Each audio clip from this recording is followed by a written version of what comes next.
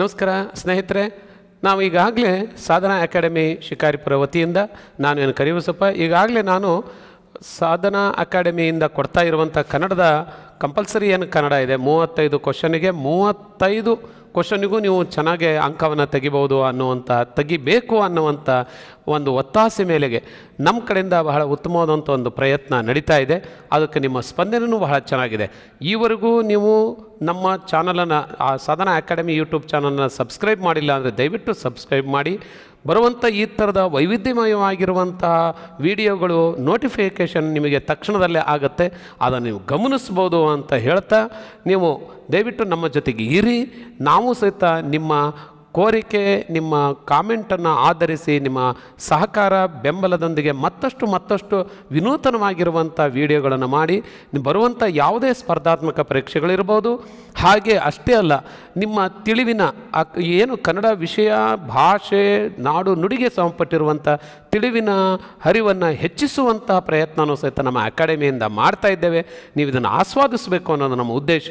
ಹಾಗಾಗಿ ಈ ನಮ್ಮ ಜೊತೆಗೆ ಸದಾ ಇರ್ರಿ ಅಂತ ಕೋರ್ತಾ, ನಾನು ಕಳೆದ ವಿಡಿಯೋದಲ್ಲಿ 2023ನೇ ಸಾಲಿನಲ್ಲಿ ನಡೆದಂತಹ ಏನು ಗ್ರೂಪ್ ಸಿ ತಾಂತ್ರಿಕೇತರ ಪರೀಕ್ಷೆಗೆ ಸಂಬಂಧಪಟ್ಟಿರುವಂಥ ಪ್ರಶ್ನೆ ಪತ್ರಿಕೆಯನ್ನು ವಿಶ್ಲೇಷಣೆ ಮಾಡ್ತಾ ಇದ್ದೆ.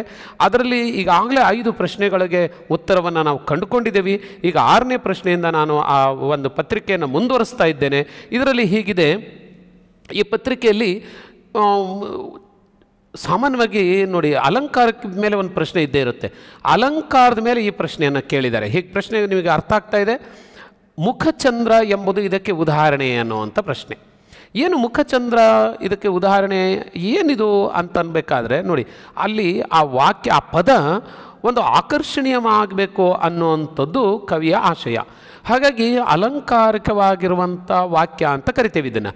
ಇದರಲ್ಲಿ ಆ ಆಪ್ಷನ್ಗಳು ನೋಡಿದರೆ ಗೊತ್ತಾಗುತ್ತೆ ನಿಮಗೆ. ಅದರಲ್ಲಿ ಉಪಮಾಲಂಕಾರ ಇದೆ, ರೂಪಕಾಲಂಕಾರ ಇದೆ, ಉತ್ಪ್ರೇಕ್ಷ ಅಲಂಕಾರ ಇದೆ ಮತ್ತು ದೃಷ್ಟಾಂತ ಅಲಂಕಾರ ಅಂತ.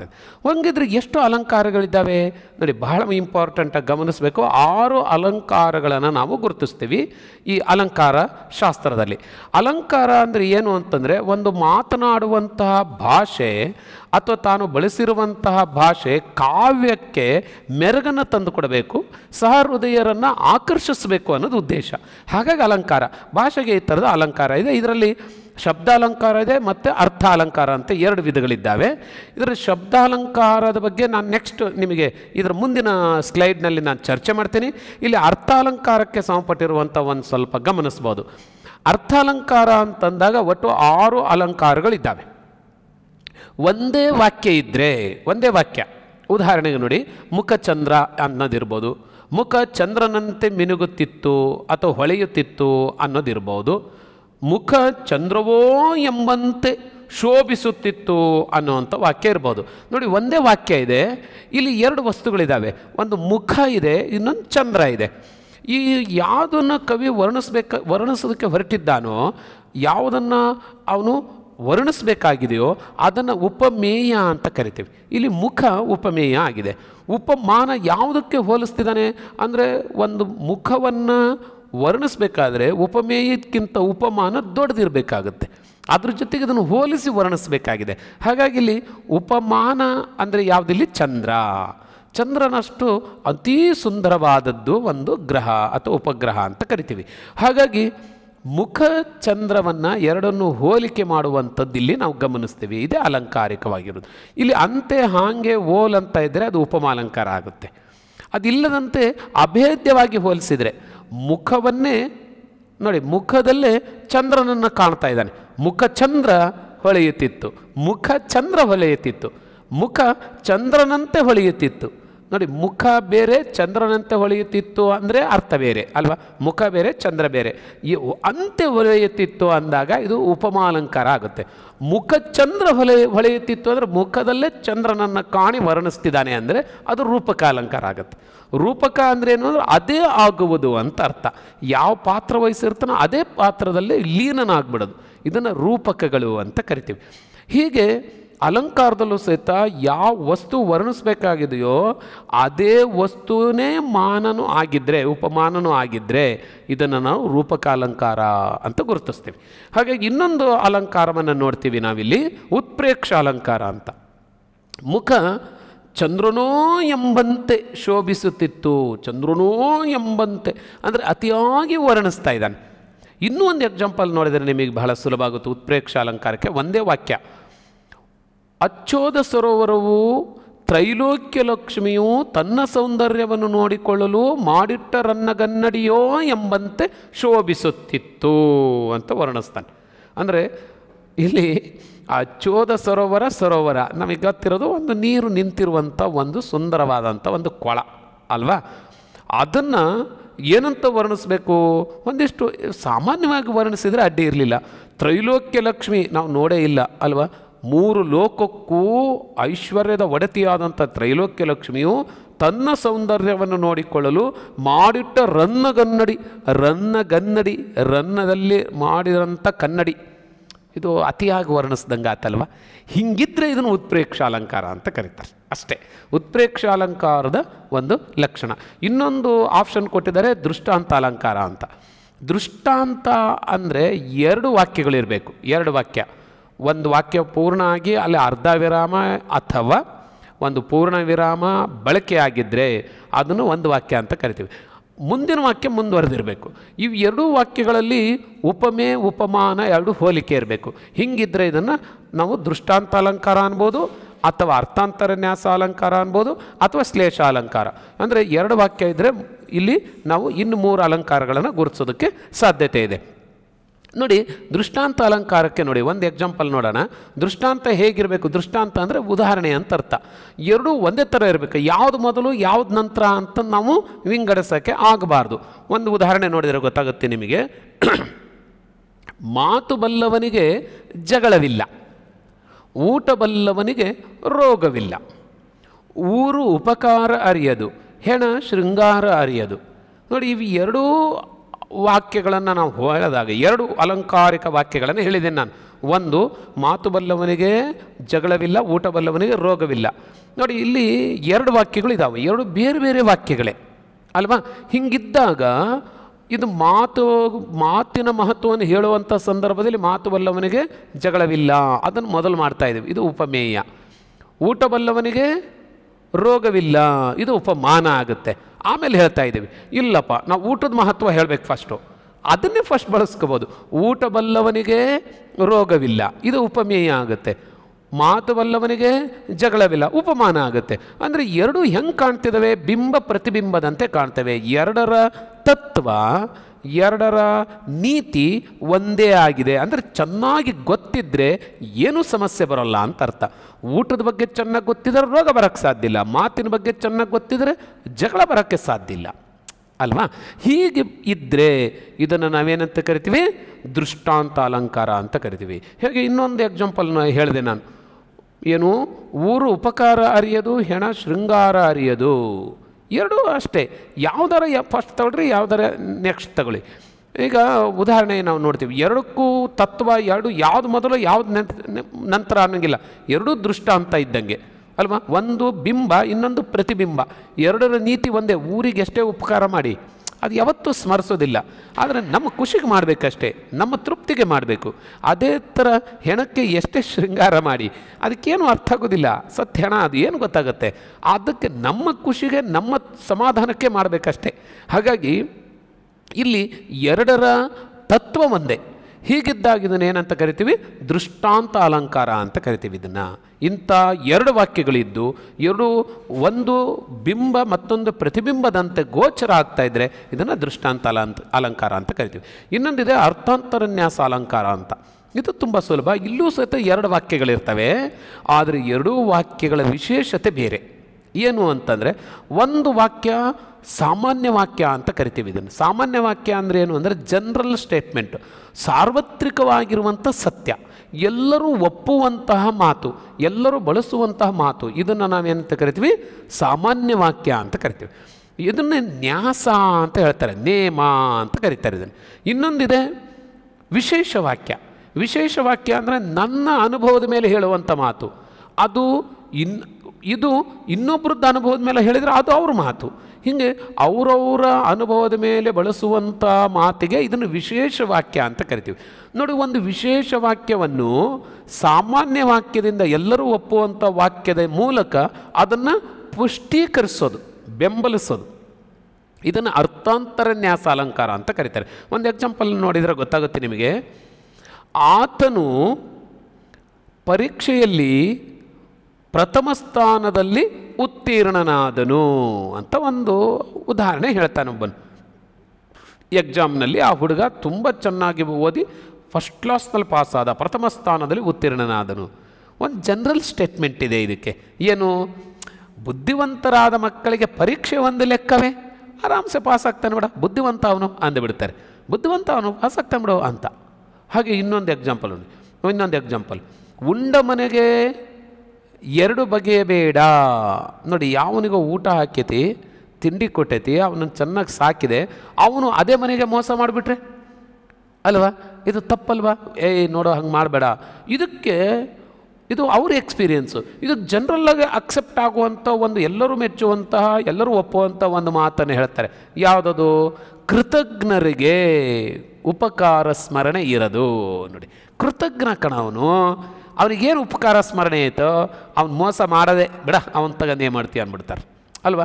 ಅಂದರೆ ಒಂದು ವಿಶೇಷ ವಾಕ್ಯವನ್ನು ಸಾಮಾನ್ಯ ವಾಕ್ಯದ ಜೊತೆಯಲ್ಲಿ ಅದನ್ನು ಪುಷ್ಟೀಕರಿಸಿದರೆ, ಬೆಂಬಲಿಸಿದರೆ ಅದು ಅರ್ಥಾಂತರನ್ಯಾಸ ಅಲಂಕಾರ ಅಂತ ಕರೀತಾರೆ. ಇಲ್ಲೂ ಸಹಿತ ಎರಡು ವಾಕ್ಯ ಇರಬೇಕಾಯ್ತು. ಇನ್ನೂ ಒಂದು ಅಲಂಕಾರದೇ ಶ್ಲೇಷ ಅಲಂಕಾರ ಅಂತ. ಏನು ಶ್ಲೇಷ ಅಂದರೆ? ಶ್ಲೇಷ ತುಂಬ ಸುಲಭ. ಏನು ಅಂದರೆ, ಎರಡು ವಾಕ್ಯಗಳಿರ್ತವೆ, ಎರಡೂ ವಾಕ್ಯದಲ್ಲೂ ಒಂದೇ ಥರದ ಪದ ಬಳಕೆಯಾಗಿರುತ್ತೆ. ಆದರೆ ಪದ ಎರಡು ವಾಕ್ಯದಲ್ಲೂ ಬೇರೆ ಬೇರೆ ಅರ್ಥವನ್ನು ಕೊಡ್ತಾ ಇರುತ್ತೆ. ಒಂದೇ ಪದ ಎರಡು ವಾಕ್ಯದಲ್ಲಿ ಬೇರೆ ಬೇರೆ ಅರ್ಥ ಕೊಡ್ತಾ ಇರುತ್ತೆ. ಇದನ್ನು ನಾವು ಏನಂತ ಕರಿತೀವಿ? ಶ್ಲೇಷ ಅಲಂಕಾರ ಅಂತ ಕರಿತೀವಿ. ಇಂಥವಕ್ಕೆ ಒಂದಿಷ್ಟು ಉದಾಹರಣೆಯನ್ನು ನೋಡಿದರೆ ನಿಮಗೆ ಈಸಿ ಆಗುತ್ತೆ. ನೋಡೋಣ, ಆಯಿತಾ? ಓಕೆ, ಶ್ಲೇಷ ಅಲಂಕಾರ ಗೊತ್ತಾಯಿತು, ಅರ್ಥಾಂತರನ್ಯಾಸ ಗೊತ್ತಾಯಿತು, ದೃಷ್ಟಾಂತ ಗೊತ್ತಾಯಿತು, ಹಾಗೆಯೇ ಉತ್ಪ್ರೇಕ್ಷ, ರೂಪಕ, ಉಪಮೇಯ ಆಯಿತು. ಹಾಗಿದ್ರೆ ಮುಖಚಂದ್ರ ಎಂಬುದು ಇದಕ್ಕೆ ಉದಾಹರಣೆ ಅಂದರೆ ಇದು ರೂಪಕಾಲಂಕಾರಕ್ಕೆ ಉದಾಹರಣೆ ಆಗುತ್ತೆ. ಇನ್ನೊಂದು ಸ್ವಲ್ಪ ವಿವರವಾಗಿ ನೋಡೋದಾದರೆ ನೋಡಿ, ಅಲಂಕಾರದಲ್ಲಿ ಶಬ್ದಾಲಂಕಾರ ಮತ್ತು ಅರ್ಥಾಲಂಕಾರ ಅಂತ ಎರಡು ವಿಧ. ಶಬ್ದಾಲಂಕಾರ ಅಂದರೆ ಏನು ಅಂದರೆ ಶಬ್ದಗಳ ರಚನೆಯಲ್ಲೇ ಅಲಂಕಾರ ಆಗಿರುತ್ತೆ. ನಾವು ಈಗ ಚರ್ಚೆ ಮಾಡಿದ್ದು ಅರ್ಥಾಲಂಕಾರದಲ್ಲಿ. ಇಲ್ಲಿ ಶಬ್ದಾಲಂಕಾರದಲ್ಲಿ ಶಬ್ದಗಳ ರಚನೆಯಲ್ಲೇ ಅಲಂಕಾರ ಇದ್ದರೆ ಅದು ಶಬ್ದಾಲಂಕಾರ. ಉದಾಹರಣೆಗೆ ಕೇಳ್ತಾನೆ ಆಕರ್ಷಣೆ ಅನ್ನಿಸುತ್ತೆ. ಅದರಲ್ಲಿ ಮತ್ತೆ ಮೂರು ವಿಧ. ಒಂದು ಅನುಪ್ರಾಸ, ಯಮಕ ಮತ್ತು ಚಿತ್ರಕವಿತ್ವ ಅಂತ. ಅನುಪ್ರಾಸ ಅಂದ್ರೇನು? ಅನುಪ್ರಾಸ ಅಂತಂದರೆ ಏನು? ಬಹಳ ಸುಲಭ. ಒಂದಕ್ಷರ ಅಥವಾ ಎರಡಕ್ಷರಗಳು ಪದ್ಯದ ಸಾಲಿನಲ್ಲಿ ರಿಪೀಟ್ ಆದರೆ, ಪುನರಾವರ್ತನೆ ಆದರೆ ಅದನ್ನೇ ಅನುಪ್ರಾಸ ಅಂತ ಕರೀತೀವಿ. ಇದನ್ನು ಆಧರಿಸಿ, ಅಕ್ಷರಗಳನ್ನು ಆಧರಿಸಿ ಮತ್ತೆ ಎರಡು ವಿಧ ಮಾಡಿದ್ದಾರೆ ಅನುಪ್ರಾಸದಲ್ಲಿ. ಒಂದು ಛೇಕಾನುಪ್ರಾಸ, ಒಂದು ವೃತ್ತಾನುಪ್ರಾಸ ಅಂತ. ವೃತ್ತಾನುಪ್ರಾಸ ಅಂದ್ರೇನು? ಒಂದೇ ಅಕ್ಷರ ರಿಪೀಟ್ ಆಗಬೇಕು. ಛೇಕಾನುಪ್ರಾಸ ಅಂದರೂ ಎರಡು ಅಕ್ಷರಗಳು ರಿಪೀಟ್ ಆಗಬೇಕು. ಅಷ್ಟೇ, ಬಹಳ ಸುಲಭ. ಹಾಗಿದ್ರೆ ಅನುಪ್ರಾಸದಲ್ಲಿ ಎರಡು ವಿಧ. ಒಂದು ಎಕ್ಸಾಂಪಲ್ ನೋಡಿದ್ರೆ ಗೊತ್ತಾಗುತ್ತೆ. ಎಳೆ ಗಿಳಿಗಳು ಕಳವೆಯ ಎಳೆಯ ಕಾಳಿಗೆ ಎಳೆಸಿ ಬಂದವು ಅಂತ.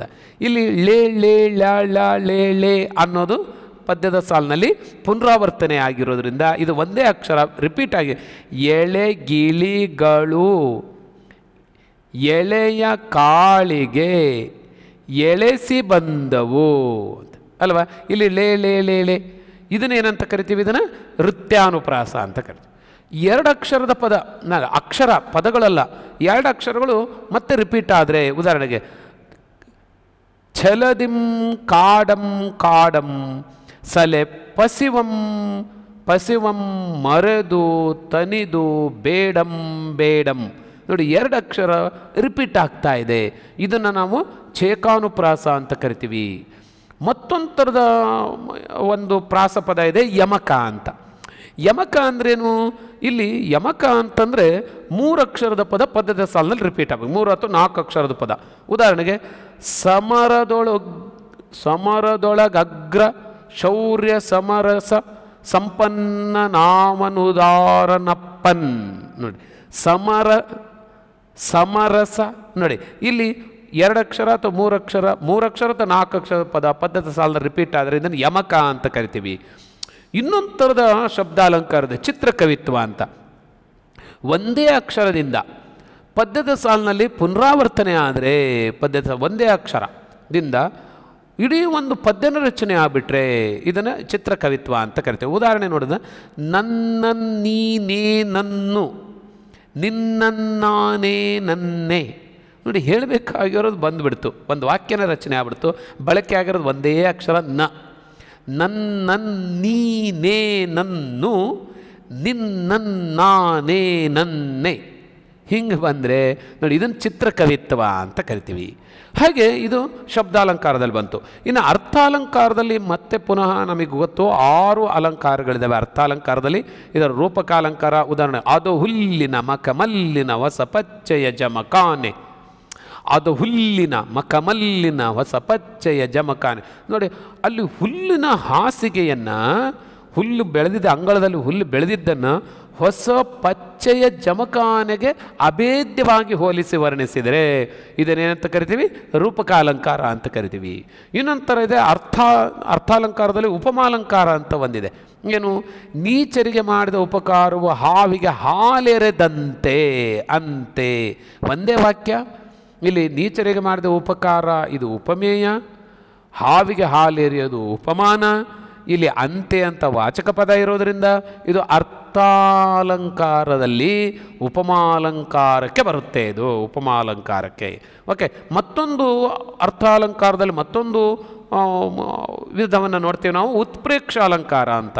ಇದನ್ನು ಈಗಾಗಲೇ ನಿಮಗೆ ಪರಿಚಯ ಮಾಡಿಸಿದ್ದೀನಿ. ಅಚ್ಚೋದ ಸರೋವರವು ತ್ರೈಲೋಕ್ಯ ಲಕ್ಷ್ಮಿ ತನ್ನ ಸೌಂದರ್ಯವನ್ನು ನೋಡಿಕೊಳ್ಳಲು ಮಾಡಿಟ್ಟರನ್ನಗನ್ನಡಿಯೋ ಎಂಬಂತೆ ಶೋಭಿಸುತ್ತಿತ್ತು ಅಲ್ವಾ? ಇದು ಉತ್ಪ್ರೇಕ್ಷೆ. ಒಂದೇ ವಾಕ್ಯ ಇದೆ, ಆದರೆ ದೊಡ್ಡ ವಾಕ್ಯ ಇದೆ, ಒಂದೇ ವಾಕ್ಯ. ಇದು ಸಹಿತ ಅತಿಯಾಗಿ ಹೋಲಿಸಿ ವರ್ಣಿಸಿದ್ದಾರೆ. ಇದನ್ನು ಉತ್ಪ್ರೇಕ್ಷ ಅಲಂಕಾರ ಅಂತ ಕರಿತೀವಿ. ಇನ್ನು ಅರ್ಥಾಲಂಕಾರದಲ್ಲಿ ಮತ್ತೊಂದು ಅಲಂಕಾರ, ಇದು 2 ವಾಕ್ಯ ಇರುತ್ತೆ. ಉದಾಹರಣೆಗೆ ಮಧ್ಯದಲ್ಲಿ ಅರ್ಧ ವಿರಾಮ ಇದೆ, ಒಂದು ವಾಕ್ಯ, ಇದು ಒಂದು ವಾಕ್ಯ. ಇದನ್ನು ನೋಡಿ, ಮಾತು ಬಲ್ಲವನಿಗೆ ಜಗಳವಿಲ್ಲ, ಊಟ ಬಲ್ಲವನಿಗೆ ರೋಗವಿಲ್ಲ ಅಲ್ವಾ? ಇದು ಅರ್ಥಾಲಂಕಾರದಲ್ಲಿ ದೃಷ್ಟಾಂತ ಅಲಂಕಾರಕ್ಕೆ ಬರುವಂಥದ್ದು.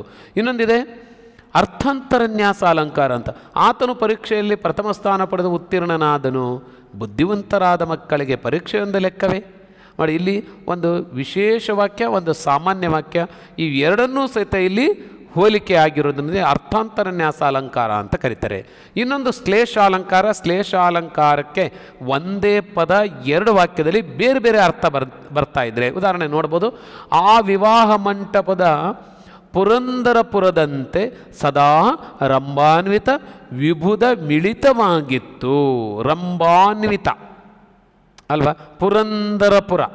ನೋಡಿ, ಒಂದೇ ಪದ ರಂಭಾನ್ವಿತ ಅಂತ ತಗೊಂಡ್ರೆ ಒಂದೇ ಪದ, ಪುರಂದರಪುರ ಅಂತ ತಗೊಂಡ್ರೆ ಒಂದೇ ಪದ ಅಲ್ವಾ? ಇಲ್ಲಿ ಬೇರೆ ಬೇರೆ ಅರ್ಥವನ್ನು ಕೊಡ್ತಾ ಇದ್ದೇವೆ. ಉದಾಹರಣೆಗೆ ನೋಡಿ, ರಂಭಾನ್ವಿತ ಅಂತ ಒಂದು ಪದ ತಗೊಂಡ್ರೆ ಅಲ್ಲಿ ವಿವಾಹ ಮಂಟಪ ಅಂತಂದು ಅಲ್ಲಿ ಮೊದಲೇ ಬಳಕೆ ಮಾಡಿರೋದ್ರಿಂದ ವಿವಾಹ ಮಂಟಪದಲ್ಲಿ ರಂಭಾನ್ವಿತ ಅಂದರೆ ಬಾಳೆ ಗಿಡಗಳಿಂದ ಕೂಡಿತ್ತು ಅಂತ ಅರ್ಥ. ಅದೇ ಅಲ್ಲಿ ಪುರಂದರಪುರದಂತೆ ಅಂತ ತಗೊಂಡ್ರೆ, ಅಂದರೆ ಪುರಂದರಪುರ ಅಂದರೆ ಸ್ವರ್ಗ ಅಂತ ಅಂದ್ಕೊಳ್ಳಿ. ಆ ಸ್ವರ್ಗ ಅಂತ ತಗೊಂಡ್ರೆ ಅಲ್ಲಿ ರಂಬೆಯಂತಹ ಅಪ್ಸರೆಯರು ಇದ್ರಲ್ಲಿ ಅಂತ ಅಲ್ಲಿ ಅರ್ಥ ಆಗುತ್ತೆ. ರಂಭಾನ್ವಿತ ಅನ್ನೋ ಪದಕ್ಕೆ ರಂಬೆ ಅನ್ನುವಂಥ ಅಪ್ಸರೆಯರಿದ್ದರು ಅಂತ. ವಿಭುಧ ಮಿಳಿತ ಅಂತ ಏನಾದ್ರು ಒಂದು ಪದ ತಗೊಂಡ್ರೆ, ವಿಭುಧ ಮಿಳಿತ ಇದು ಮದುವೆ ಮಂಟಪಕ್ಕೆ ತಗೊಂಡ್ರೆ ಅಲ್ಲಿ ಬ್ರಾಹ್ಮಣರು ಬೇಕೇ ಬೇಕು ಮಂತ್ರ ಹೇಳಿ ಅವರು ಮದುವೆ ಮಾಡಿಸೋದಕ್ಕೆ, ಅಲ್ಲಿ ಬ್ರಾಹ್ಮಣರಿರ್ತಾರೆ ಅಂತ ಅರ್ಥ. ಅದೇ ವಿಭುಧ ಮಿಳಿತ, ವಿಭುಧ ಅಂತಂದರೆ ಇದು ದೇವತೆಗಳು ಅಂತಂದು ಅರ್ಥ ಬರುತ್ತೆ. ಬ್ರಾಹ್ಮಣರು ಅಂತ ಹೆಂಗೆ ಅರ್ಥ ಬರುತ್ತೋ ಹಾಗೆ ದೇವತೆಗಳು ಅಂತ ಅರ್ಥ ಬರುತ್ತೆ. ಸ್ವರ್ಗದಲ್ಲಿ ದೇವತೆಗಳಿಂದ ಕೂಡಿತ್ತು ಅಂತ ಅರ್ಥ ಬರುತ್ತೆ. ಇದನ್ನು ಶ್ಲೇಷಾಲಂಕಾರ ಅಂತ ಕರಿತೀವಿ. ನೋಡಿ, ಅಲಂಕಾರದಲ್ಲಿ ಈ ಥರದಲ್ಲಿ ನೋಡಿ ಗಮನಿಸ್ರಿ, ಒಂದು ಶಬ್ದಾಲಂಕಾರ, ಇನ್ನೊಂದು ಅರ್ಥಾಲಂಕಾರ. ಶಬ್ದಗಳಲ್ಲೇ ಅಲಂಕಾರ ಇದ್ದರೆ ಅದು ಶಬ್ದಾಲಂಕಾರ ಆಗುತ್ತೆ. ಅರ್ಥ ಅಲ್ಲಿ ಬರುವಂಥ 2 ಪದಗಳು, ಉಪಮೇಯ ಮತ್ತು ಉಪಮಾನ, 2 ಪದಗಳು ಅಥವಾ 2 ವಾಕ್ಯಗಳಲ್ಲಿ ಅರ್ಥಕ್ಕೆ ಅನುಗುಣವಾಗಿ ಅಲ್ಲಿ ಒಂದಕ್ಕೊಂದು ಪರಸ್ಪರ ಹೋಲಿಕೆ ವರ್ಣನೆ ಇದ್ದರೆ ಅದು ಅರ್ಥಾಲಂಕಾರಕ್ಕೆ ಬರುತ್ತೆ. ಅರ್ಥಾಲಂಕಾರದಲ್ಲಿ ಪುನಃ ನಾವು 6 ವಿಧಗಳನ್ನು ನೋಡ್ತೀವಿ. ಮತ್ತು ಶಬ್ದಾಲಂಕಾರದಲ್ಲಿ ನಾವು 3 ವಿಧಗಳನ್ನು ನೋಡ್ತೀವಿ. ಇಲ್ಲಿ ಅನುಪ್ರಾಸ, ಯಮಕ, ಚಿತ್ರಕವಿತ್ವ ಅಂತ ಶಬ್ದಾಲಂಕಾರದಲ್ಲಿ ನೋಡಿದರೆ, ಅರ್ಥಾಲಂಕಾರದಲ್ಲಿ ಉಪಮಾಲಂಕಾರ, ರೂಪಕಾಲಂಕಾರ, ಉತ್ಪ್ರೇಕ್ಷಾಲಂಕಾರ, ಅರ್ಥಾಂತರನ್ಯಾಸಾಲಂಕಾರ, ದೃಷ್ಟಾಂತಾಲಂಕಾರ, ಶ್ಲೇಷಾಲಂಕಾರ ಅಂತ ನೋಡ್ತೀವಿ. ಹೀಗೆ ಇದರ ವಿವರವಾದಂಥ ಮಾಹಿತಿ ನಿಮಗೆ ಮನದಟ್ಟಾತು ಅಂತ ಅನ್ಕೊತೀನಿ. ಓಕೆ, ಮತ್ತೊಂದು ಪ್ರಶ್ನೆಯಿಂದ ಮತ್ತೊಂದಿಷ್ಟು ವಿಷಯವನ್ನು ಚರ್ಚೆ ಮಾಡೋಣ. ನೋಡಿ, ಪ್ರಶ್ನೆ ಹೀಗಿದೆ, ಅನ್ವರ್ಥನಾಮ ಎಂದರೇನು ಅಂತ. ಅನ್ವರ್ಥನಾಮ ಅಂದರೆ ಅದು ಡೆಫಿನೇಷನ್ನು, ವ್ಯಾಖ್ಯಾನ ಏನು ಹೇಳುತ್ತೆ ಅಂತ ಅನ್ವರ್ಥನಾಮ ಅನ್ನೋದಕ್ಕೆ. ನೋಡಿ, ನಾಮಪದದಲ್ಲಿ ಬಹಳ ಮುಖ್ಯವಾಗಿ ಬರುವಂಥದ್ದು ಏನು? ನಾಮಪದವನ್ನು ಒಂದು ಸ್ವಲ್ಪ ವಿವರವನ್ನು ಇಲ್ಲಿ ನಾವು ಗಮನಿಸಬೇಕಾಗುತ್ತೆ. ಆಪ್ಷನ್ ನೋಡಿ, ಆಮೇಲೆ ಮುಂದಕ್ಕೆ ಹೋಗೋಣ. ಆಪ್ಷನ್ ಹೇಳುತ್ತೆ, ಗುಣ ಆಕಾರಕ್ಕೆ ಹೊಂದಿಕೊಳ್ಳುವ ಹೆಸರನ್ನು ಹೇಳುವ ಪದಕ್ಕೆ ಅನ್ವರ್ಥನಾಮ ಅಂತ ಕರಿತೇವೋ, ಒಂದೇ ಜಾತಿಯ ಅನೇಕ ವಸ್ತುಗಳಿಂದ ಬೇರೆಯಾಗಿ ತೋರಿಸಲು ಕೊಟ್ಟ ಹೆಸರನ್ನು ತಿಳಿಸುವ ಪದಕ್ಕೆ ಅನ್ವರ್ಥನಾಮ ಅಂತ ಕರಿತೇವೋ, ರೂಢಿಯಲ್ಲಿ ಕರೆಯುವ ಅನಿರ್ದಿಷ್ಟ ಪದಕ್ಕೆ, ಅಂದರೆ ಇದೇ ಆಗಬೇಕಂತೇನಿಲ್ಲ, ಬೇರೆ ಪದನೂ ಇಡ್ಬೋದಿತ್ತು, ಬಟ್ ರೂಢಿಯಿಂದ ಆ ಪದ ಬಳಕೆ ಮಾಡ್ತಾ ಇದ್ದಾರೆ, ಅದನ್ನೇ ನಾವು ಮುಂದುವರ್ಸ್ಕೊತ ಹೋಗ್ತೇವೆ, ಇದನ್ನು ಅನ್ವರ್ಥನಾಮ ಅನ್ನಬೇಕು. ಅಥವಾ ಭಾವನೆಯಲ್ಲಿ ಅಂತರ್ಗತವಾಗಿರುವ ಪದಕ್ಕೆ ನಾವು ಅನ್ವರ್ಥನಾಮ ಅನ್ನಬೇಕು ಅಲ್ವಾ? ಅನ್ವರ್ಥನಾಮ ತುಂಬ ಸುಲಭ. ಅರ್ಥಕ್ಕೆ ಅನುಗುಣವಾಗಿ ಗುಣ ಸ್ವಭಾವಕ್ಕೆ ಹೋಲಿಕೆಯಾಗುವಂತಹ ಪದವನ್ನೇ ನಾವು ಅನ್ವರ್ಥನಾಮ ಅಂತ ಕರಿತೀವಿ. ಹಾಗಿದ್ರೆ ಸರಿಯಾದ ಉತ್ತರ ಯಾವುದು? ಎ ಆಪ್ಷನ್, ಗುಣ ಆಕಾರಕ್ಕೆ ಹೊಂದಿಕೊಳ್ಳುವ ಹೆಸರನ್ನು ಹೇಳುವ ಪದವನ್ನೇ ನಾವು ಅನ್ವರ್ಥನಾಮ ಅಂತ ಕರಿತೀವಿ. ಎಕ್ಸಾಂಪಲ್ಗಳು ನೋಡಿದರೆ ಗೊತ್ತಾಗುತ್ತೆ ನಿಮಗೆ. ಅನ್ವರ್ಥನಾಮಕ್ಕೆ ವಿದ್ಯಾರ್ಥಿ, ವ್ಯಾಪಾರಿ, ವೈದ್ಯ, ಪಂಡಿತ ಅಲ್ವಾ, ರೋಗಿ, ಇಂಥವೆಲ್ಲವನ್ನು ನಾವು ಅನ್ವರ್ಥನಾಮ ಅಂದರೆ ಅವರ ವಿದ್ಯಾರ್ಥಿ ಅಂತ ಅವನಿಗೆ ಗುಣ ಸ್ವಭಾವ ಆಕಾರ ಇರಬೇಕಲ್ಲಿ. ಹಾಗೆ ಕುಂಟ, ಕುರುಡ ಅಲ್ವಾ, ಇವು ಸಹಿತ ಅನ್ವರ್ಥನಾಮಗಳೇ. ಅಂದರೆ ಅನ್ವರ್ಥನಾಮ ಅಂದ್ರೇನು? ಗುಣ ಆಕಾರಕ್ಕೆ ಹೊಂದಿಕೊಳ್ಳುವ ಹೆಸರಾಗಿರಬೇಕು. ಇದನ್ನು ನಾವು ಅನ್ವರ್ಥನಾಮ ಅಂತ ಕರಿತೀವಿ. ಹಂಗಾರೆ ಇನ್ನು ಉಳಿದಿದ್ದಿದೆಯಲ್ಲ, ಒಂದೇ ಜಾತಿ ಅನೇಕ ವಸ್ತುಗಳಿಂದ ಕೂಡಿರುವಂಥ ಪದಕ್ಕೆ ಏನಂತ ಕರಿಬೇಕು? ಇದನ್ನು ಒಂದೇ ಜಾತಿ ಅನೇಕ ವಸ್ತುಗಳಿದ್ದಾವೆ ಅಂದರೆ ಒಂದೇ ವಿದ್ಯಾರ್ಥಿಗಳೆಲ್ಲ ಕೂತ್ಕೊಂಡಿದ್ದಾರಪ್ಪ, ಆದರೆ ಒಬ್ಬ ವಿದ್ಯಾರ್ಥಿ ಬೇಕು ನಮಗೆ, ಪರ್ಟಿಕ್ಯುಲರಾಗಿ ಒಬ್ಬನೇ ಬೇಕು, ಅವನ ಹೆಸರೇ ಹೇಳಿ ಕರಿಬೇಕು ನಾವು ಅಲ್ವಾ? ಹಾಗೆ ಕರೆದ್ರೆ ಬರೋದಿಲ್ಲ, ವಿದ್ಯಾರ್ಥಿಗಳೆಲ್ಲ ಬರ್ರಿ ಅಂದರೆ ಎಲ್ಲರಿಗೂ ಅದು ಬರ್ತಾರೆ ಅಲ್ವಾ? ಅಂದರೆ ಒಂದೇ ಜಾತಿಯ ಅನೇಕ ವಸ್ತುಗಳಿದ್ದಾಗ ಅದರಲ್ಲಿ ಬೇರೆಯಾಗಿ ತೋರಿಸಲು ಇಟ್ಟ ಹೆಸರನ್ನೇ ನಾವು ಏನಂತ ಕರಿತೀವಿ? ಅಂಕಿತನಾಮ. ಅಂಕಿತ ಅಂದರೆ ಇಟ್ಟ ಹೆಸರು ಅಂತ.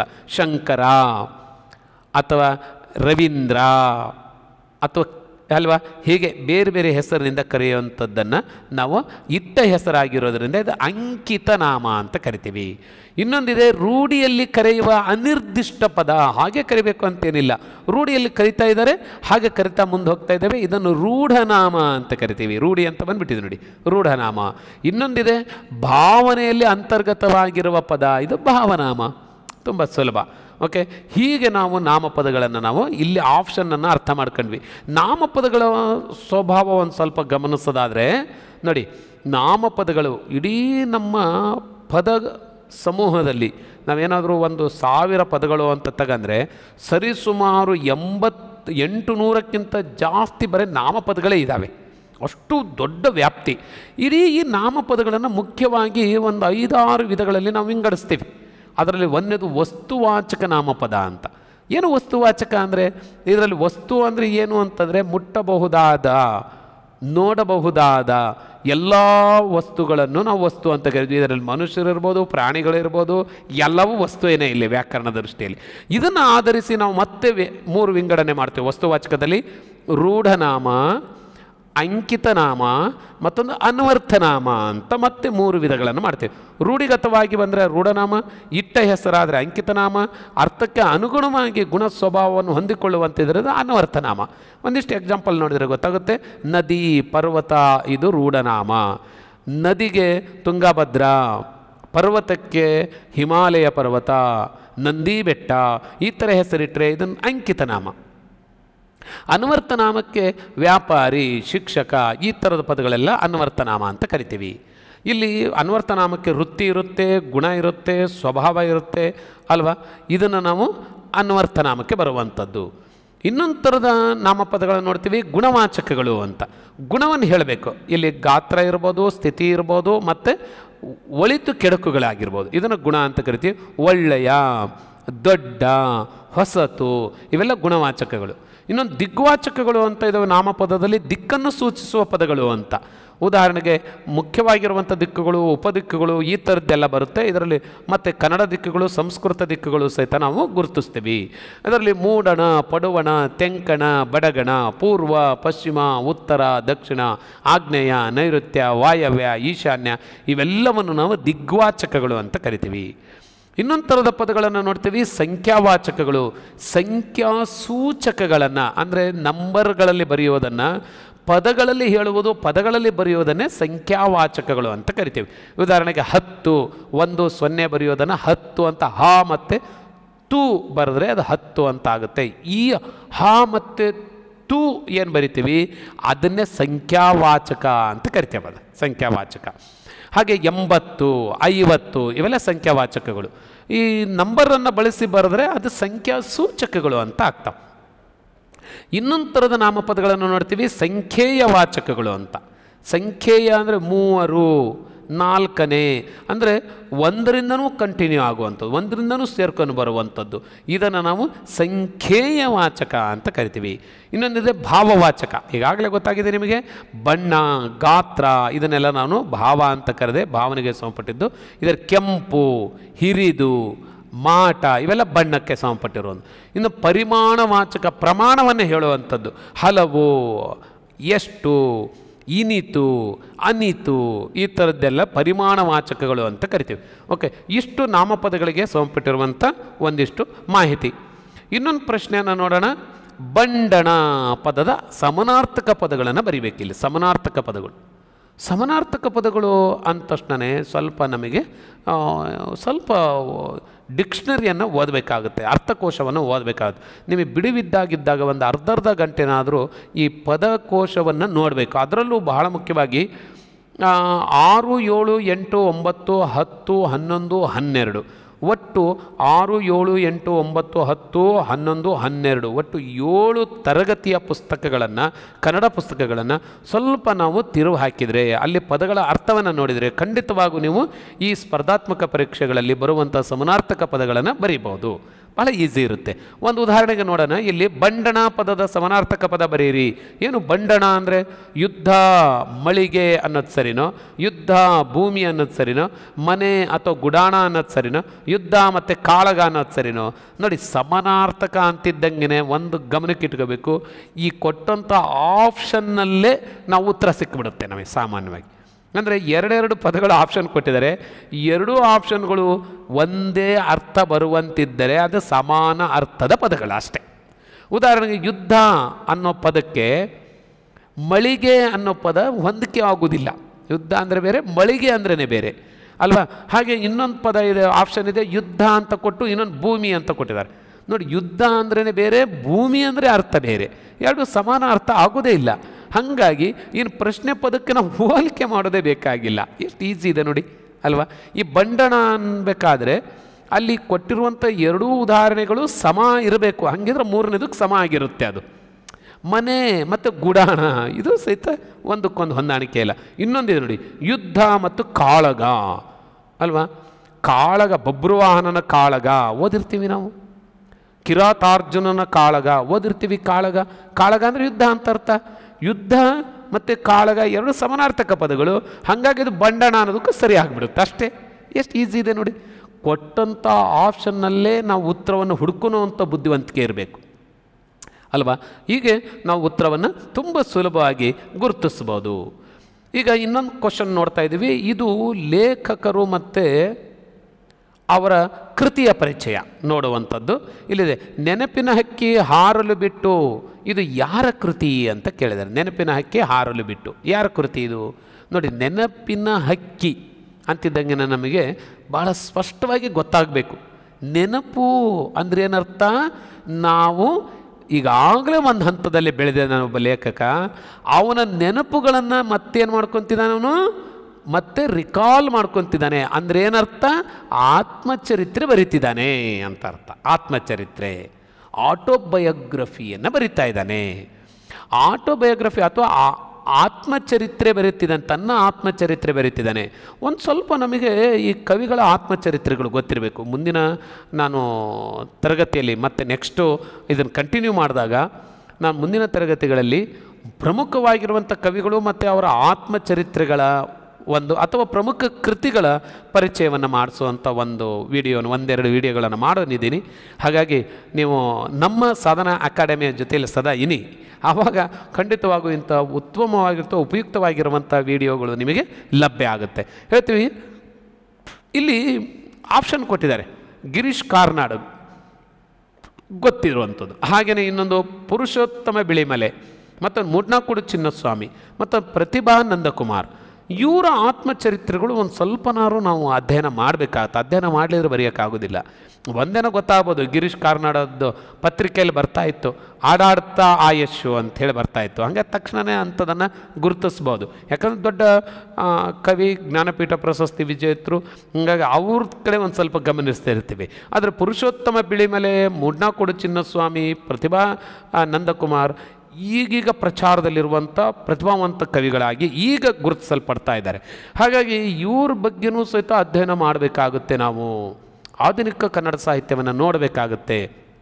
ಹಾಗಾಗಿ ಇದರಲ್ಲಿ ನಮಗೆ ನೆನಪಿನ ಹಕ್ಕಿಯ ಹಾರಲು ಬಿಟ್ಟು ಅನ್ನುವಂತಹ ಕೃತಿ ಏನು ಆತ್ಮಕಥನ ಇದೆ, ಇದು ಮೂಡ್ನಾಕುಡು ಚಿನ್ನಸ್ವಾಮಿಯವರು ಬರೆದಿರುವಂಥ ಆತ್ಮಕಥನ ಇದು. ಹಾಗೆ ಇನ್ನು ಕೆಲವರು ಬರೆದಿರುವಂಥದ್ದು ಸ್ವಲ್ಪ ನಾವು ಈ ಸಂದರ್ಭದಲ್ಲಿ ಕೊಟ್ಟರೆ ಉಪಯೋಗ ಆಗುತ್ತೆ ಅಂತ ಅಂದ್ಕೊಂಡಿರ್ತೇವಲ್ವ, ಖಂಡಿತ ಕೊಡೋಣ. ನೋಡಿ, ನೆನಪಿನ ಹಕ್ಕಿಯ ಹಾರಲು ಬಿಟ್ಟು ಮೂಡ್ನಾಕುಡು ಚಿನ್ನಸ್ವಾಮಿ ಗೊತ್ತಾಯಿತು. ಇವರೊಬ್ಬ ಬಹಳ ಪ್ರಸಿದ್ಧ ದಲಿತ ಸಾಹಿತ್ಯದ ಒಳ್ಳೆಯ ಕವಿ. ಬಹಳ ಚೆನ್ನಾಗಿ ಅವರು ಸಾಹಿತ್ಯದ ಏನು ಸಮಾಜದ ಓರೆಕೋರೆಗಳನ್ನು ಅವರ ಲೇಖನದಲ್ಲಿ ನಮಗೆ ಪರಿಚಯಿಸುವಂಥ ಕೆಲಸ ಮಾಡ್ತಾಯಿದ್ದಾರೆ. ಬಹಳ ಉತ್ತಮವಾದಂಥ ಕವಿಯಾಗಿ ನಾವು ಗುರುತಿಸ್ಬೋದು. ಹಾಗೆ ಆಡಾಡ್ತಾ ಆಯಸ್ಯ, ಇದು ಗಿರೀಶ್ ಕಾರ್ನಾಡ್ ಅವ್ರದ್ದು ಬಹಳ ಪ್ರಸಿದ್ಧವಾಗಿರುವಂಥ ಒಂದು ಆತ್ಮಕಥನ. ಹಾಗೆ ಕಾಗೆ ಮುಟ್ಟಿದ ನೀರು, ಇದು ಪುರುಷೋತ್ತಮ ಬಿಳಿಮಲೆ ಅವರು ಬರೆದಿರುವಂಥ ಒಂದು ಅವರ ಆತ್ಮಕಥನ ಕಾಗೆ ಮುಟ್ಟಿದ ನೀರು. ಇದು ಪ್ರತಿಭಾ ನಂದಕುಮಾರ್ ಬರೆದಿರುವಂಥ ತಮ್ಮ ಅನುದಿನದ ಅಂತರಗಂಗೆ ಅನುದಿನದ ಅಂತರಗಂಗೆ, ಪ್ರತಿಭಾನಂದಕುಮಾರ್ ಬರೆದಿರುವಂಥ ಅವರ ಆತ್ಮಕಥನ. ಹೀಗೆ ಇದೇ ಥರದ ಇನ್ನು ಕೆಲವು ಆತ್ಮಕಥನಗಳು, ಅದರ ಸಂಕ್ಷಿಪ್ತ ಪರಿಚಯವನ್ನು ಮುಂದಿನ ವಿಡಿಯೋದಲ್ಲಿ ನಾನು ಖಂಡಿತವಾಗಿ ನಿಮಗೆ ಕೊಡೋದಕ್ಕೆ ಪ್ರಯತ್ನಿಸ್ತೀನಿ. ಓಕೆ, ಮತ್ತೊಂದು ಪ್ರಶ್ನೆ ನೋಡ್ತಾ ಇದ್ದೇವೆ ಈಗ. ಹೆಣ್ಣಾಗಿ ಹುಟ್ಟುವುದಿಲ್ಲ, ನಂತರ ರೂಪಿತವಾಗುತ್ತಾಳಷ್ಟೇ. ಅಂದರೆ ಯಾರೇ ಆಗಲಿ ಹುಡ್ತಾ ಹೆಣ್ಣಾಗೆ ಹುಟ್ಟಬೇಕು ಅಂತೇನಿಲ್ಲ. ಆಮೇಲೆ ಅವಳು ಆ ಹೆಣ್ಣಿನ ರೂಪವನ್ನು ಅಂದರೆ ಸಮಾಜ ಆ ಥರ ಅವರಿಗೆ ಆವರಿಸುತ್ತೆ. ಹಾಗಾಗಿ ಅದನ್ನು ಆಪಾದಿಸೋದ್ರಿಂದ ಅವರು ಹೆಣ್ಣಿನ ರೂಪದಲ್ಲಿ ಅಥವಾ ಹೆಣ್ಣಾಗಿ ಅವರು ರೂಪುಗೊಳ್ತಾ ಹೋಗ್ತಾರೆ. ಹುಡ್ತಾ ಎಲ್ಲರೂ ಸಮಾನರು ಅನ್ನೋ ಅರ್ಥ. ಹಾಗಾಗಿ ಹೆಣ್ಣಾಗಿ ಹುಟ್ಟುವುದಿಲ್ಲ, ನಂತರ ರೂಪಿತವಳಾಗುತ್ತಾಳಷ್ಟೇ ಎಂದು ತನ್ನ ಕೃತಿಯಲ್ಲಿ ಘೋಷಿಸಿದ ಆಕೆ ಯಾರು ಇದನ್ನು ಈ ಥರ ಒಂದು ಲೈನನ್ನು ಅಥವಾ ವಾಕ್ಯವನ್ನು ಬರೆದವರು? ಎಸ್ಟೆಲ್ ಬಿ ಫ್ರಿಡ್ಮನ್ ಅನ್ನೋರು ಬರೆದಿದ್ದ, ಹ್ಯಾರಿಯಲ್ ಟೇಲರ್ ಅನ್ನೋರು ಬರೆದಿದ್ದ, ಸಿಮೋನ್ ದಿ ಬೋನಾ ಅವರು ಬರೆದಿದ್ದ, ಅಥವಾ ಪುಟ್ಸ್ಟನ್ ಕ್ರಾಫ್ಟ್ ಅನ್ನೋರು ಬರೆದಿದ್ದ ಅಂತ ಪ್ರಶ್ನೆ ಕೇಳಿದ್ದಾರೆ. ಸ್ವಲ್ಪ ಇದು ಈ ಥರದ ಚಿಂತನೆ ಇರುವಂಥದ್ದು. ಇದು ಅಂತಾರಾಷ್ಟ್ರೀಯವಾಗಿರುವಂಥ ಸಾಹಿತ್ಯದ ಬಗ್ಗೆನೂ ಸಹಿತ ಆ ಥರದ ಸಾಹಿತಿಗಳ ಬಗ್ಗೆನೂ ಸ್ವಲ್ಪ ನಾವು ಗಮನಿಸಬೇಕಾಗುತ್ತೆ. ಹಾಗಾಗಿ ಇದರಲ್ಲಿ ಬರೆದಿರೋದು ಸಿ ಆಪ್ಷನ್, ಸಿಮೋನ್ ದಿ ಬೋನಾ ಅವ್ರು ಬರೆದಿರುವಂಥ ಒಂದು ಕೃತಿಯಲ್ಲಿ ಬರುವಂಥ ಇದು ವಾಕ್ಯ. ಓಕೆ, ಮತ್ತೊಂದು ಪ್ರಶ್ನೆ ನೋಡ್ತಾ ಇದ್ದೀವಿ ಈಗ. 11ನೇ ಪ್ರಶ್ನೆ, ಕನ್ನಡ ಭಾಷೆ ಇತಿಹಾಸ ಕೃತಿಯ ಕರ್ತೃ. ಇದನ್ನು ಸಹಿತ ಮುಂದಿನ ದಿನಗಳಲ್ಲಿ ನಾನು ಬಹಳ ಪ್ರಸಿದ್ಧವಾಗಿರುವಂಥ ಕೃತಿಗಳು ಮತ್ತು ಆ ಕೃತಿಕಾರರ ಪರಿಚಯವನ್ನು ಕೊಡಬೇಕು ಅಂತ ಯೋಚನೆ ಇದೆ. ಹಾಗಾಗಿ ಅದರಲ್ಲಿ ಇವೆಲ್ಲ ಸೇರಿಕೊಳ್ತವೆ. ಮುಂದಿನ ದಿನಗಳಲ್ಲಿ ನೀವು ನಿರೀಕ್ಷಿಸ್ತಾ ಇರಿ. ಹೇಳ್ತೇನೆ, ಕನ್ನಡ ಭಾಷೆ ಇತಿಹಾಸ ಅಂತ ಬರಿಬೇಕಾದ್ರೆ ಯಾರು ಬರೆದಿರ್ಬೋದು ಅಂತ ಅಲ್ವಾ? ಬಹಳ ಈಸಿ ಇದೆ. ಜೂಲ್ ಬಾಕ್ಸ್ ಅನ್ನೋರು ಬರೆದಿರೋದು, ರೆವರೆಂಡ್ ವಿಲಿಯಂ ಕ್ಯಾರಿ ಅನ್ನೋರು ಬರೆದಿರೋದು, ಹಾಗೆ ಆರ್ ನರಸಿಂಹಾಚಾರ್ ಅನ್ನೋರು ಬರೆದಿರೋ, GS ಗಾಯಿ ಅನ್ನೋರು ಬರೆದಿರೋದು. ಇದು ಕನ್ನಡ ಭಾಷೆ ಇತಿಹಾಸವನ್ನು ಬರೆಯೋದಕ್ಕೆ ಸಾಮಾನ್ಯವಾಗಿ ಕನ್ನಡಿಗರೇ ಆದರೆ ಚೆನ್ನಾಗೆ. ಅದರಲ್ಲಿ ಆಂಗ್ಲರು ಸಹಿತ ಈ ಸಾಹಿತ್ಯ, ಪೋರ್ಚುಗೀಸು ಮತ್ತು ಆಂಗ್ಲರು ಸಾಹಿತ್ಯವನ್ನು ಇದನ್ನು ಕೊಡೋದಕ್ಕೆ ಪ್ರಯತ್ನ ಮಾಡಿದ್ದಾರೆ, ಇಲ್ಲ ಅಂತ ಹೇಳಲ್ಲ ನಾನು. ಅವ್ರದ್ದು ಪ್ರಯತ್ನ ತುಂಬ ಇದೆ. ಆದರೆ ಕನ್ನಡ ಭಾಷೆ ಇತಿಹಾಸ ಅಂತ ಬರೆದಿರೋರು ಸಾಮಾನ್ಯವಾಗಿ ನೋಡಿ ಸಿ ಆಪ್ಷನ್, ಆರ್ ನರಸಿಂಹಾಚಾರ್ ಅವರು. ಹಾಗಾದ್ರೆ ಇನ್ನು ಉಳಿದವ್ರದ್ದು ಒಂದು ಸ್ವಲ್ಪ ಕೊಟ್ಟಿದ್ರೆ ಚೆನ್ನಾಗಿತ್ತು ಅನಿಸುತ್ತಲ್ಲ. ಖಂಡಿತವಾಗೂ ಆರ್ ನರಸಿಂಹಾಚಾರ್ಯರು ಕನ್ನಡ ಭಾಷೆ ಇತಿಹಾಸ ಅನ್ನೋ ಕೃತಿಯನ್ನು ಬರೆದಿದ್ದಾರೆ. ರೆವರೆಂಡ್ ವಿಲಿಯಂ ಕ್ಯಾರಿ ಅನ್ನೋರು ಕರ್ನಾಟಕ ಭಾಷೆಯ ವ್ಯಾಕರಣ. ನೋಡಿ ಎಂಥ ವಿಶೇಷವಾದಂಥ ಕೃತಿ. ಒಬ್ಬ ಅನ್ಯ ದೇಶಿಗರಾಗಿ ಅನ್ಯ ಭಾಷಿಗರಾಗಿ ನಮ್ಮ ಕನ್ನಡ ಭಾಷೆಯನ್ನು ಇಷ್ಟು ಪ್ರೀತಿಸಿ ಈ ಒಂದು ಕೃತಿಯನ್ನು ಕೊಡೋದಕ್ಕೆ 1817 ಈ ಕೃತಿಯನ್ನು ಕೊಟ್ಟಿದ್ದಾರೆ, ಕರ್ನಾಟಕ ಭಾಷೆಯ ವ್ಯಾಕರಣ ಅಂಥೇಳಿ. ಇನ್ನೊಂದು GS ಗಾಯಿ ಅನ್ನೋರು ಸಹಿತ ಕನ್ನಡ ಭಾಷೆಗೆ ಸಂಬಂಧಪಟ್ಟಿರುವಂಥ historical grammar of old Kannada ಅನ್ನೋವಂಥ ಕೃತಿಯನ್ನು ಬರೆದಿದ್ದಾರೆ. ಆದರೆ ನಾವು ಇತ್ತೀಚೆಗೆ ಗಮನಿಸಬೇಕು, ಕನ್ನಡ ಭಾಷೆಗೆ ನನ್ನ ಕೊಡುಗೆ ಏನು, ಕನ್ನಡ ನಾಡಿಗೆ ನನ್ನ ಕೊಡುಗೆ ಏನು, ಇದ್ರ ಬಗ್ಗೆ ನಮ್ಮನ್ನು ಎಚ್ಚರಿಸ್ತಾರೆ ಇಂಥ ಮಹನೀಯರ ಕೊಡುಗೆಗಳು. ಓಕೆ, ಮುಂದಿನ ಪ್ರಶ್ನೆ ನೋಡ್ತಾ ಇದ್ದೀವಿ ನಾವು. ಮಲ್ಲಿಗೆ ದಂಡೆ ಜನಪದ ಕೃತಿಯ ಸಂಗ್ರಹಕಾರರು ಯಾರು? ಬಹುಶಃ ಜನಪದ ಸಾಹಿತಿಗಳೇ ಆಗಬೇಕು, ಜನಪದ ಸಂಗ್ರಹಕಾರರೇ ಆಗಬೇಕಲ್ವ. ನೋಡೋಣ ಯಾರಿರ್ಬೋದು ಅಂತ. ದೇ ಜವರೇಗೌಡರು ಸರಿನಾ, ಹಲಸಂಗಿ ಗೆಳೆಯರು ಸರಿನೋ, ಕಾಪಸೆ ರೇವಪ್ಪ ಸರಿನೋ, ಅಥವಾ ಸಿಂಪಿ ಲಿಂಗಣ್ಣ ಸರಿನೋ? ಓ, ಎಲ್ಲರೂ ಸಹಿತ ಜನಪದ ಸಂಗ್ರಹಕಾರರೇ ಅಲ್ವಾ. ಬಹಳ ಒಳ್ಳೆಯ ಕೆಲಸ ಮಾಡಿದಂಥ, ಜನಪದ ಕ್ಷೇತ್ರದಲ್ಲಿ ತಮ್ಮದೇ ಆದಂಥ ಛಾಪನ್ನು ಕೊಡುಗೆಯನ್ನು ಕೊಟ್ಟಂಥರು. ಆದರೆ ಮಲ್ಲಿಗೆ ದಂಡೆ ಅನ್ನೋದು ಯಾರು ಕೊಟ್ಟಿದ್ದು ಅಲ್ವಾ? ಇದು ಸ್ವಲ್ಪ ವಿಶೇಷವಾದಂಥ ಕೃತಿ. ಮಲ್ಲಿಗೆ ದಂಡೆ ಇದು ಜನಪದ ಗೀತಗಳ ಕೃತಿ. ಹಾಗಾಗಿ ಇದನ್ನು ಕೊಟ್ಟೋರು ಯಾರು ನೋಡೋಣ. ಕಾಪಸೆ ರೇವಪ್ಪನವರು. ಕಾಪಸೆ ರೇವಪ್ಪ ಭಾಳ ವಿಶೇಷವಾದಂಥ ಒಬ್ಬ ವ್ಯಕ್ತಿ. ಇವರು ಸಹಿತ ಕಾಪಸೆ ರೇವಪ್ಪರು ಈ ಹಲಸಂಗಿ ಗೆಳೆಯರ ತಂಡದಲ್ಲೇ ಇದ್ದು ಅವರು ಬಹಳ ವಿಶೇಷವಾದಂಥ ಕೊಡುಗೆಯನ್ನು ಕೊಟ್ಟಿದ್ದಾರೆ. ಅದರಲ್ಲಿ ಕಾಪಸೆ ರೇವಪ್ಪನವರು ಮತ್ತೊಂದು ವಿಶಿಷ್ಟವಾದಂಥ ಕೃತಿ ಮಲ್ಲಿಗೆ ದಂಡೆ ಅನ್ನೋದು ಜನಪದ ಒಂದು ಕೃತಿಯನ್ನು ಕೊಟ್ಟಿದ್ದಾರೆ. ಹಾಗಾದ್ರೆ ದೇಜಗೌ ಅವರು ಏನು ಕೊಟ್ಟಿದ್ದಾರೆ? ಇನ್ನು ಉಳಿದಂಥ ಸಾಹಿತ್ಯಗಳ ಕೊಡುಗೆ ಏನು ಅಂತ ನೋಡೋದಾದರೆ ನೋಡಿ, ಮಲ್ಲಿಗೆ ದಂಡೆ ಜನಪದ ಕೃತಿಯ ಸಂಗ್ರಹಕಾರರು ಕಾಪಸೆ ರೇವಪ್ಪ. ಜನಪದ ಅಧ್ಯಯನ ಅಂತೇಳಿ 1976 ದೇ ಜವರೇಗೌಡರು ಭಾಳ ವಿಶಿಷ್ಟವಾದಂಥ ಒಂದು ಕೃತಿಯನ್ನು, ಜನಪದದ ಸಮಗ್ರವಾಗಿರುವಂಥ ಕೃತಿಯನ್ನು ಕೊಟ್ಟಿದ್ದಾರೆ. ಹಾಗೆ ಜಾನಪದ ಸೌಂದರ್ಯ ಅನ್ನುವಂಥ ಒಂದು 1977 ಅದೇ ದೇ ಜವರೇಗೌಡರು ಬಹಳ ವಿಶೇಷವಾದಂಥ ಮತ್ತೊಂದು ಕೃತಿಯನ್ನು ಕೊಟ್ಟಿದ್ದಾರೆ. ಹಾಗೆ ಜಾನಪದ ಗೀತಾಂಜಲಿ ಅಂತ ತುಂಬ ಸೊಗಸಾದಂಥ ಒಂದು ಜಾನಪದ ಗೀತೆಗಳ ಒಂದು ಕೃತಿ 1978 ಕೊಟ್ಟಿದ್ದಾರೆ ದೇ ಜವರೇಗೌಡರು.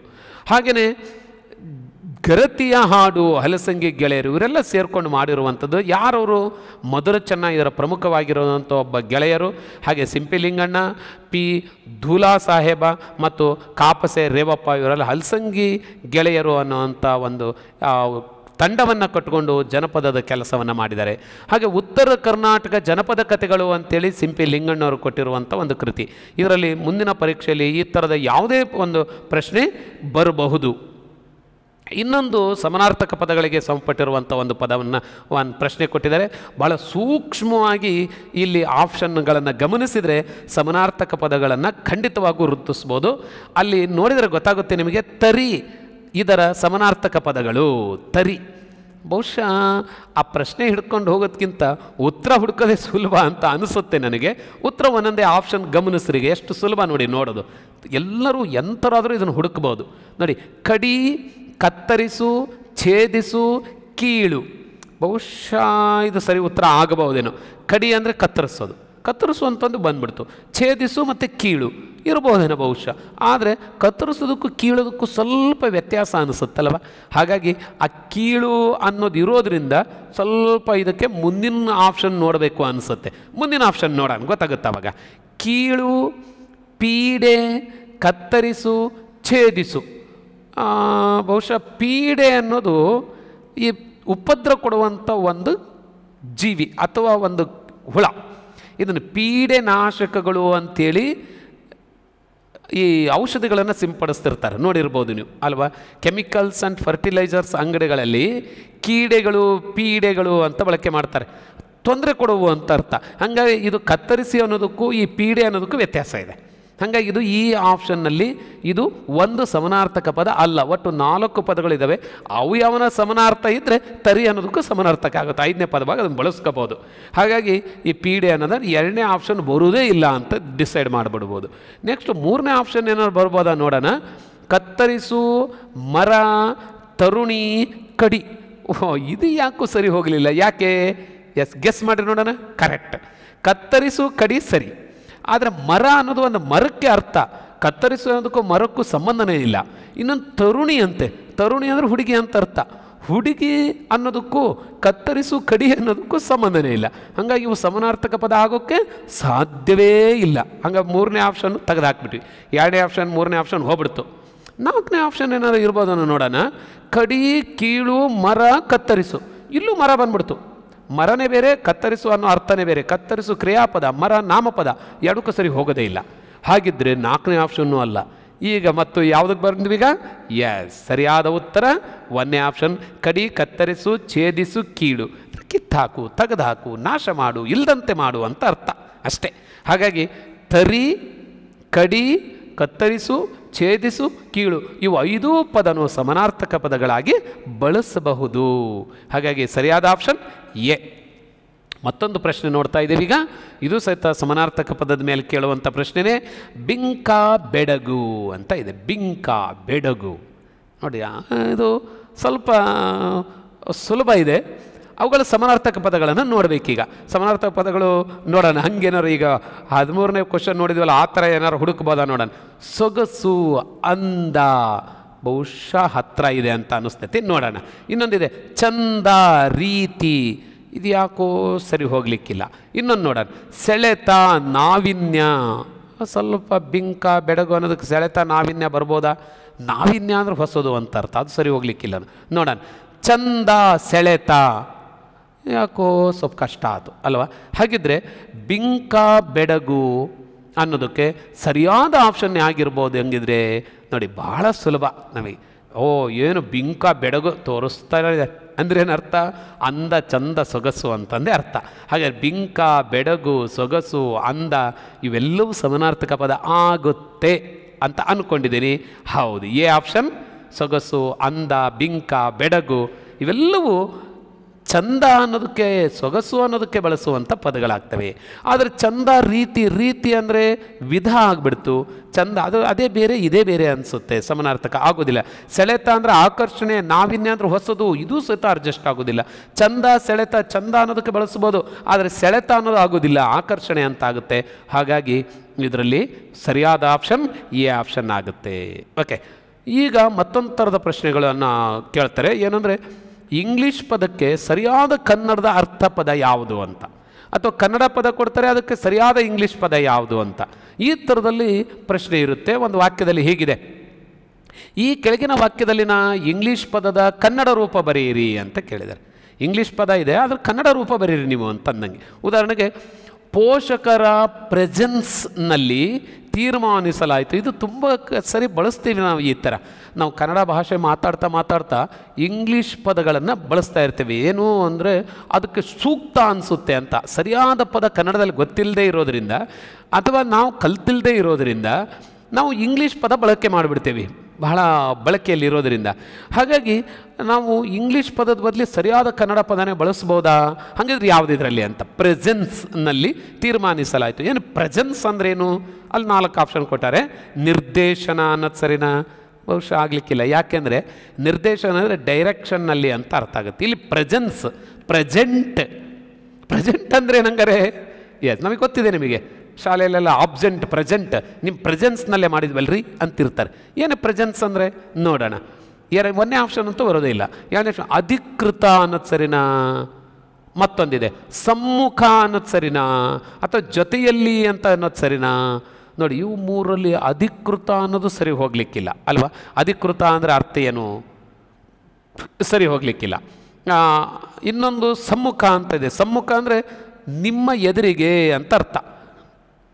ನಿಮ್ಮ ಎದುರಿಗೆ, ನೀವು ಎದುರಿಗೆ ಅಂತಂದರೆ ನೀವು ಪ್ರೆಸೆನ್ಸ್ ಇದ್ದೀರಿ ಅಂತ ಅರ್ಥ. ಇನ್ನೊಂದು ಜೊತೆಯಲ್ಲಿ ಅಂದರೆ ಜೊತೆ ಜೊತೆ ಜೊತೆ ಅಂತಂದಾಗ ನನ್ನ ಜೊತೆಗೆ ಎಲ್ಲ ಥರನೂ ಇರಬಹುದು ಅಲ್ವಾ? ಈ ಥರ ಅರ್ಥ ಬರುತ್ತೆ. ಹಾಗಾಗಿ ಇದಕ್ಕೆ ಸರಿಯಾದಂಥ ಉತ್ತರ ಸಮ್ಮುಖ ಅನ್ನೋದು ಸರಿಯಾದಂಥ ಉತ್ತರ ಆಗ್ತತಿ.